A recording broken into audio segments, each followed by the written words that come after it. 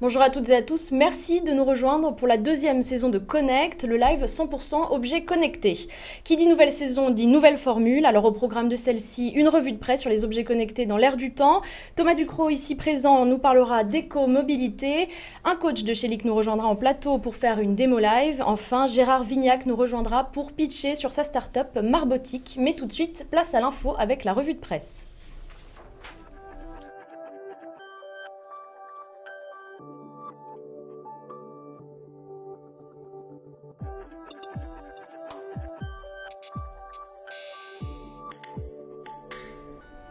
Parmi les objets connectés qui font parler d'eux, la Huawei Watch qui est sortie le mois dernier en France après des mois d'attente. La marque chinoise présente sa montre comme un accessoire de mode plus que comme un accessoire technologique. Et il est vrai qu'elle a un certain style. Son boîtier de 42 mm défend les lignes de l'horlogerie classique avec un cadran circulaire et un boîtier en acier inoxydable qui s'adapte à tout type de bracelet de 18 mm. Côté technique, il a une connectivité Bluetooth et un fonctionnement sous Android Wear. L'écran est revêtu de cristal saphir. Encore une fois, pour reprendre les codes de l'horlogerie. Enfin, des capteurs embarqués permettent à la montre de servir de tracker d'activité, mais je ne vous en dis pas plus car notre coach de chez Leek viendra nous en parler dans quelques minutes. Et on passe tout de suite aux capteurs connectés de la maison. Alors Cube Sensor devient Koto et présente une gamme de petits capteurs connectés. Le premier, eh bien, c'est Koto Blink qui permet de contrôler la température, l'humidité, la lumière et le bruit. Il dispose d'une connectivité Bluetooth et Zigbee et sa mémoire interne peut stocker jusqu'à 2 semaines d'informations. L'autonomie, eh bien, elle est assez large puisqu'il doit être rechargé 2 fois par an à l'aide de son câble micro USB.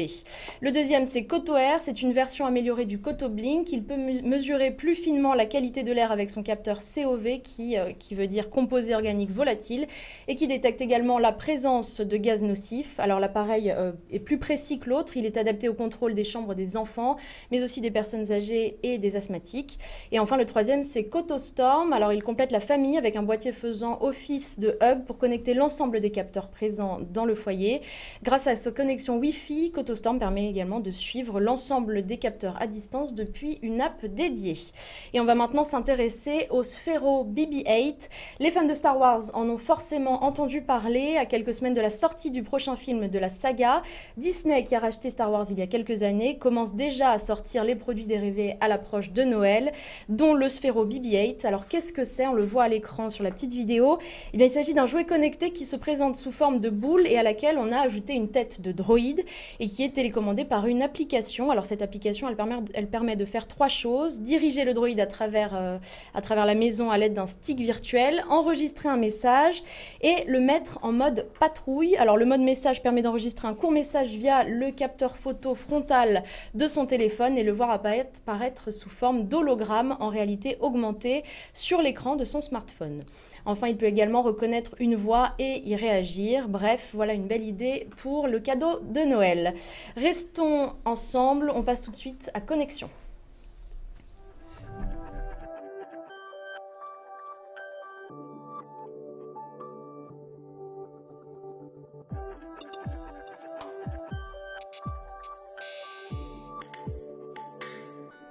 Thomas Ducrot, bonjour, merci d'être là. Alors je rappelle que vous êtes le cofondateur et président Europe de Big Robots. Première question, qu'est-ce que c'est l'écomobilité? Alors l'écomobilité, c'est la contraction de 2 mots, écologie et mobilité. Et pourquoi écologie? Parce que l'écomobilité regroupe tous les produits urbains qui nous permettent de se mouvoir dans la ville de façon électrique et donc écologique. Tout simplement. Tout simplement.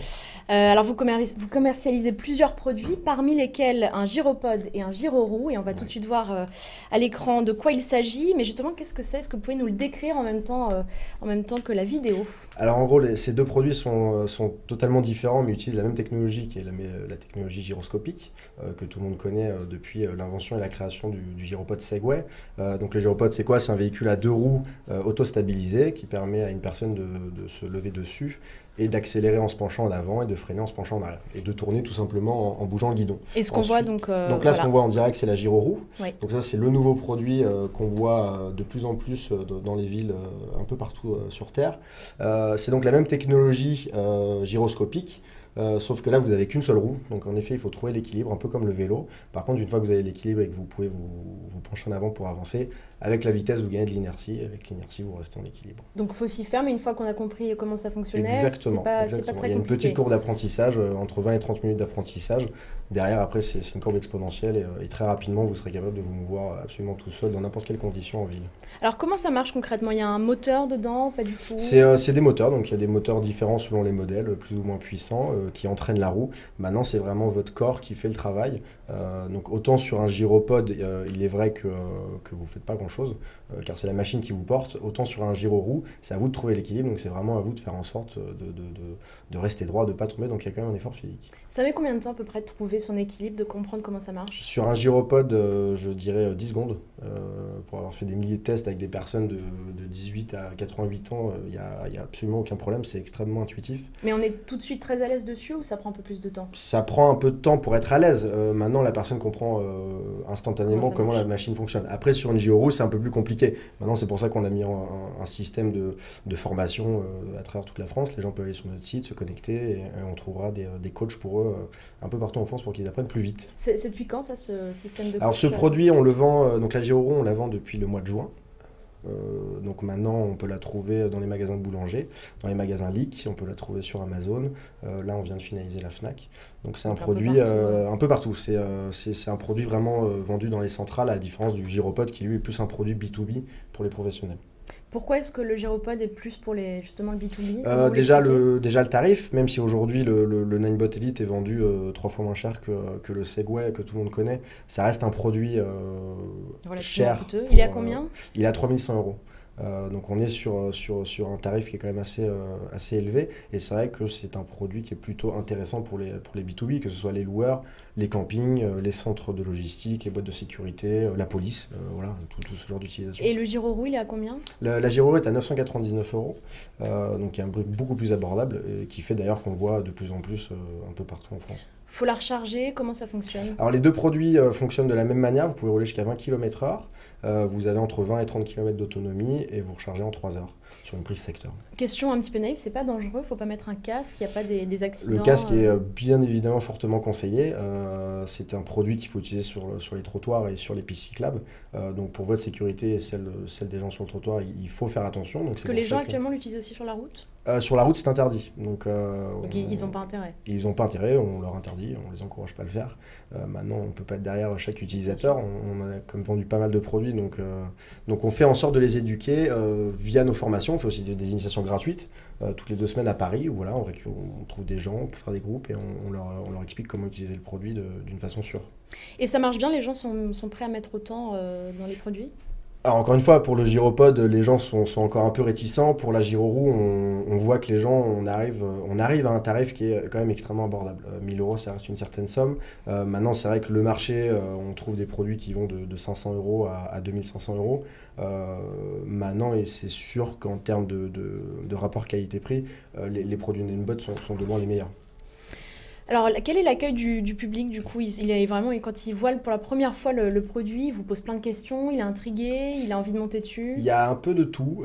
Pour le gyropode, j'ai envie de dire que les gens sont un peu maintenant indifférents à ce produit, parce qu'on a tellement vu le Segway à travers la terre entière que maintenant tout le monde le connaît. D'ailleurs, tout le monde appelle ça un Segway. C'est devenu un peu une marque produit comme Kleenex. Donc sur les gyropodes, les gens sont toujours aussi souriants, mais sans plus. Sur la gyro-roue, il y a un véritable effet waouh. Quand les gens voient quelqu'un se mouvoir dans la rue, sur la roue, sans comprendre, il suffit qu'il soit caché derrière une voiture, on le voit avancer comme s'il était sur un tapis roulant, on ne comprend pas comment c'est possible. Et donc, il y a un véritable engouement. Comment on monte dessus? Parce que là, comme ça, de prime abord, on se dit qu'on va se casser c'est comme si je vous disais de faire du vélo sans que vous sachiez en faire. C'est un apprentissage. Donc, au début, il y a une technique, on apprend avec un mur, avec un partenaire. C'est sûr qu'avec un coach, c'est beaucoup plus rapide. Voilà, vous mettez le bras autour de son épaule, il vous tient et vous apprenez un peu le début. Mais une fois qu'on sait en faire, ça nous paraît juste logique, en fait, comme le vélo. C'est un tout nouveau type de transport. Est-ce que finalement, votre ambition, elle n'est pas justement de créer un peu le transport du futur? C'est en tout cas l'ambition de Ninebot. Ninebot aujourd'hui a pour ambition de devenir le leader mondial de l'écomobilité. Aujourd'hui, ils s'inspirent de produits gyroscopiques, mais ils ne vont pas faire que ça. Ils vont faire des vélos électriques, ils vont faire des trottinettes électriques. dans 20 ans, 30 ans des voitures électriques, je sais pas. Mais aujourd'hui, on se rend compte qu'il y a un véritable engouement pour les piétons et pour les personnes qui se déplacent en ville, d'avoir des produits éco-mobiles. Alors, est-ce que c'est vraiment éco-friendly, puisque j'imagine que les composants, etc., ça pollue pas, c'est moins... Ça l'est, bien évidemment, que la batterie, c'est du lithium-ion, même si on est sur des nouvelles batteries qui sont moins polluantes. Maintenant, on est sur des appareils électriques, donc Oui, l'électricité, voilà, ça on peut reste difficilement faire mieux. Et puis bon, si on commence sur ce terrain-là, c'est vrai que dans ces cas-là, on marcherait tous sur tout des nus dans la œufs, rue, ouais. sans chaussures, sans rien, vu que de toute façon, c'est aussi, c'est poli. Effectivement. Alors, à qui s'adressent vos produits? Vous l'avez dit un petit peu B2B, mais ça intéresse plutôt les jeunes, les gens qui achètent par exemple Le gyropode B2B, bon, ça, c'est voilà, c'est des sociétés. Maintenant, c'est vrai que la Gyroroue, on est assez quel est le étonné profil parce type? qu'on Ouais. s'attendait que ce soit des personnes plus jeunes, mais il s'avère que nos clients, en général, sont entre 25 et 40 ans. J'ai beaucoup de clients Donc de des jeunes plus de 40 ans, actifs, des cadres urbains, qui veulent aller au ouais. travail. Voilà, Ça remplace un peu la trottinette? c'est un substitut à la trottinette ou au vélo ou au skate. Ça peut être un substitut au bus, au métro. C'est juste que c'est un nouveau moyen de transport qui est, au-delà d'être écologique et surtout fun. On a beaucoup de gens qui trouvent plaisir à utiliser ce produit parce qu'ils retrouvent cette Oui, c'est sensation de nouveau glisse et qu'ils n'ont pas sur d'autres produits. c'est un peu comme le roller il y a quelques années. Qui Exactement, était, on peut comparer ça au roller il y a quelques années. Alors, combien d'ingénieurs ont travaillé au développement de Ninebot et surtout, où est-ce que c'est produit? Alors Ninebot est une société chinoise qui a maintenant 4 ou 5 ans. C'est une grosse société, ils ont levé 80 millions de dollars en début d'année. Il y a Intel qui a investi chez eux il y a maintenant à plus d'un mois pour une quinzaine de millions de dollars, qui leur a permis dans un premier temps de racheter la société Segway et donc de devenir le leader mondial du marché en intégrant l'ancien leader du mondial. Maintenant en termes d'ingénieurs, ils ont plus de 300 ingénieurs. C'est une grosse société, ils ont plus de 600 ou 700 salariés, ils ont les bureaux à Pékin, c'est une société sérieuse. Donc, actuellement, c'est présent dans combien de pays? C'est tout. Ils sont, j'ai plus les chiffres, mais ils sont dans plus de 80 pays. Ils sont vraiment Quasiment, dans tous les pays ouais. développés, un peu partout. Donc, du coup, est-ce qu'il y a des concurrents et depuis qu'ils ont racheté Segway Alors ou- sur les gyropodes, du coup, on n'a plus vraiment de concurrents, vu que Segway maintenant, on peut le dire, A fait été partie de la racheté. famille, donc c'est plus des concurrents. Sur la Gyroroue, il y a beaucoup plus de concurrents. Étant un produit nouveau, c'est vrai que Ninebot et Segway n'ont pas pu faire valoir leurs droits de brevet et donc d'interdire certaines marques de pulluler sur le marché. Mais aujourd'hui, on a des concurrents sérieux et qui sont là depuis un bon moment aussi. Et les projets en cours et à venir, quels sont-ils? Les projets en cours, c'est ce que je disais juste avant, donc c'est un vélo, c'est des trottinettes électriques, voilà, ils veulent vraiment devenir le leader mondial sur tous les moyens de mobilité urbaine. Affaire à suivre. Donc. Exactement. Merci beaucoup Thomas Merci Ducrot. à vous. Restez avec nous. On passe tout de suite au coaching de la semaine.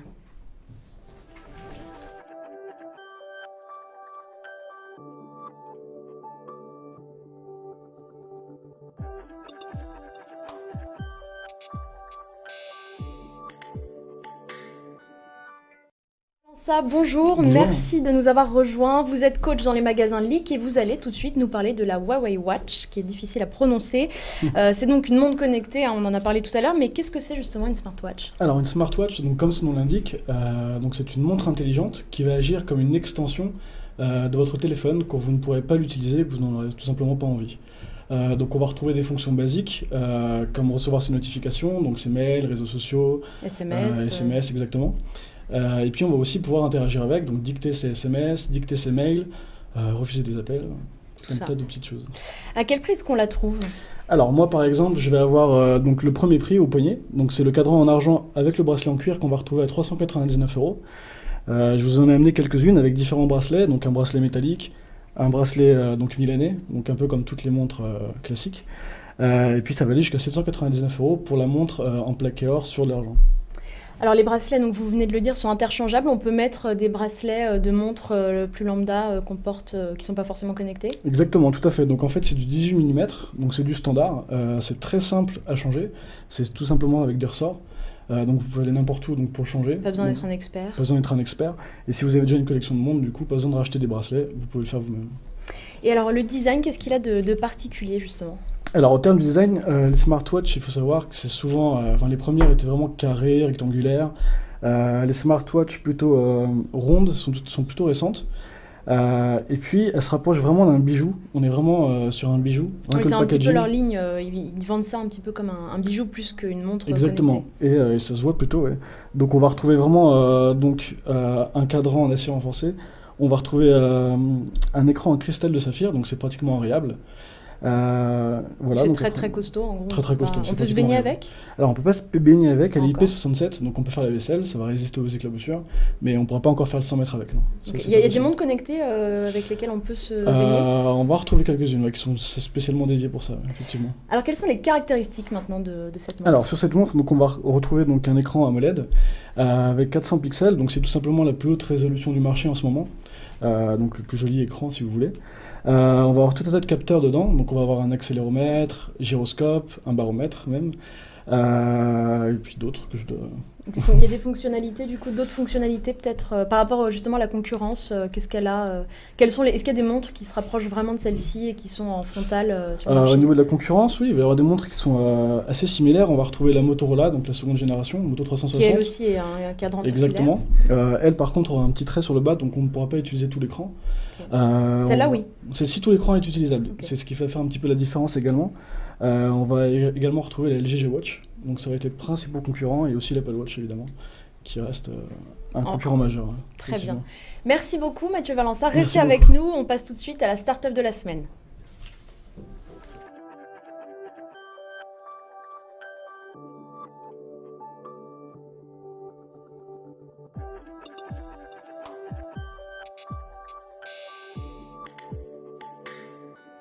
Gérard Vignac, bonjour, merci d'être parmi nous. Vous êtes associé chez Marbotique et vous allez tout de suite nous dire d'où est né le projet à Marbotique.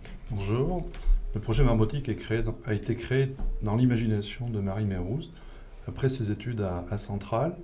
Elle s'était toujours passionnée en fait pour les méthodes alternatives d'éducation, d'apprentissage pour les enfants.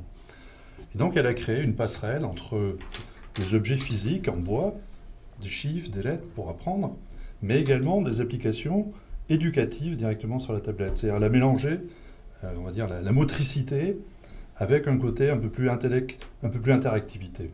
Et donc Marbotique est né de cette passerelle entre le jeu physique et l'application éducative. Alors comment fonctionne justement votre application? C'est un secret Marbotique. Hein. Donc, comme vous allez pouvoir le voir, voilà, en fait, la pièce bois, au simple contact de l'écran de la tablette, va reconnaître l'objet bois qui lui est présenté.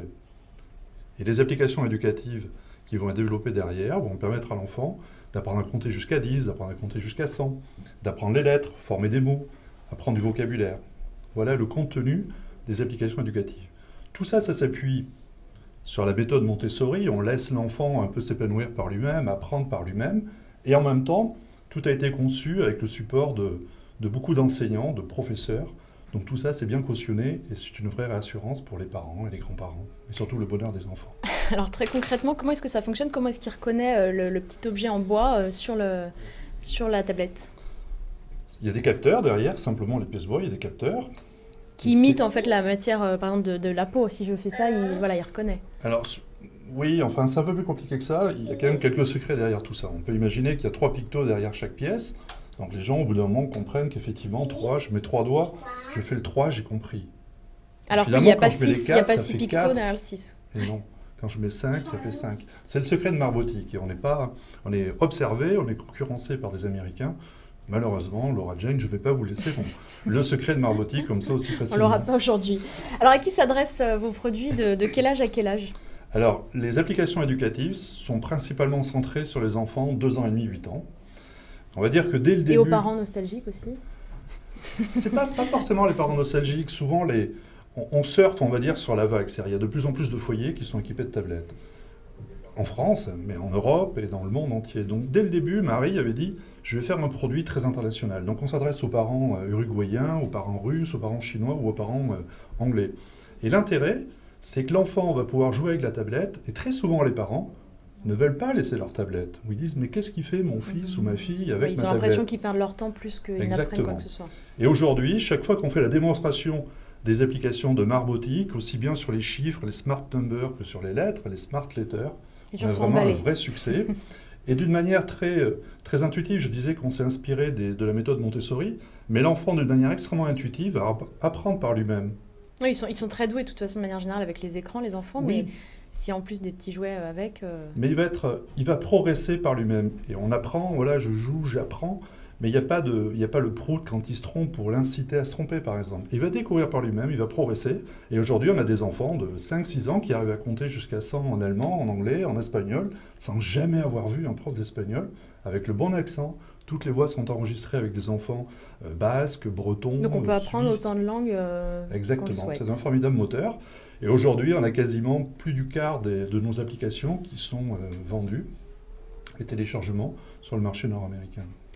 Alors, est-ce que, justement, est-ce que j'allais vous poser la question de la concurrence, vous en avez parlé un petit peu aux États-Unis, est-ce qu'il y en a d'autres en Europe?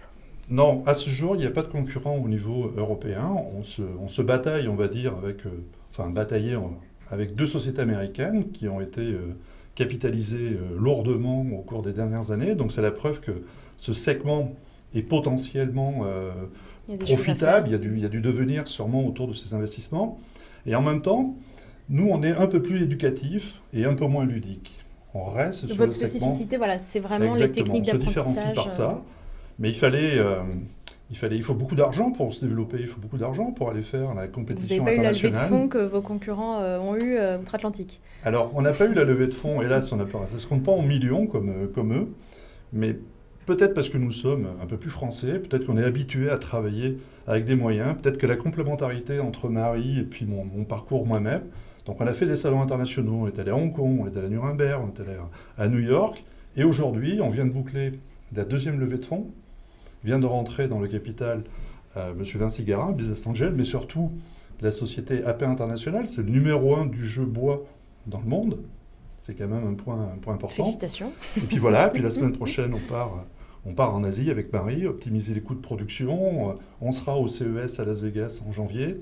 Bref, on se bat avec nos armes, mais je pense qu'on va probablement signer un accord de distribution mondial d'ici la fin de l'année. Bon. Donc on se bagarre avec nos Affaire à outils. suivre. Les projets à venir, justement, est-ce que vous avez pour projet de développer d'autres jeux Alors il y aura d'autres applications, puisque Marie a beaucoup d'idées autour de ces méthodes un peu alternatives d'éducation, de sensibilité au niveau des enfants. Donc il y aura beaucoup de choses qui vont arriver. Mais déjà, on essaie de mettre les produits dans les magasins ici en France, dans les magasins un peu à l'étranger. Je vais faire le lien tout à l'heure avec mon collègue de LEAK. Voilà, d'ici la fin de l'année, on les trouvera dans les magasins LEAK, on les trouve sur le bon marché. Et surtout, on vient de lancer une campagne de financement participatif sur les smart letters, qu'on lance là au mois de novembre. Et on est à quasiment mi-parcours, et on doit être à 180% de l'objectif qu'on s'était fixé. Donc ça marche très bien, et avec un bon développement sur le marché aussi nord-américain. Mathieu, ça marche bien en magasin Marbotique? Marbotique, Les gens sont, on n'a pas encore reçu de produit du coup. Non, ça va arriver. Ça va arriver, en fin voilà, d'année, en fait. j'anticipe. Voilà. Ça va arriver, mais je recommande effectivement, c'est un joli cadeau pour Noël, c'est un joli cadeau pour les enfants, c'est de la tranquillité et de l'épanouissement aussi pour les parents, et quand on voit sur les différentes sessions d'animation, quand on a un enfant devant soi qui a plaisir et qui montre finalement à mamie qu'elle n'est pas inutile, et qu'au contraire les applications éducatives vont beaucoup plus loin que dans la transmission simple du savoir, qu'on peut apprendre des mots, en anglais, qu'on peut apprendre des mots en allemand, que le son, on apprend les phonétiques, eh bien effectivement, le corps enseignant ne fait que publiciter nos produits et on aura une bonne couverture presse d'ici la fin de l'année. Ben, nous voilà bien informés. Merci beaucoup Gérard Merci. Vignac. Merci messieurs d'avoir participé à cette émission. On se retrouve le 3 novembre pour une prochaine émission de Connect. Au 3 novembre.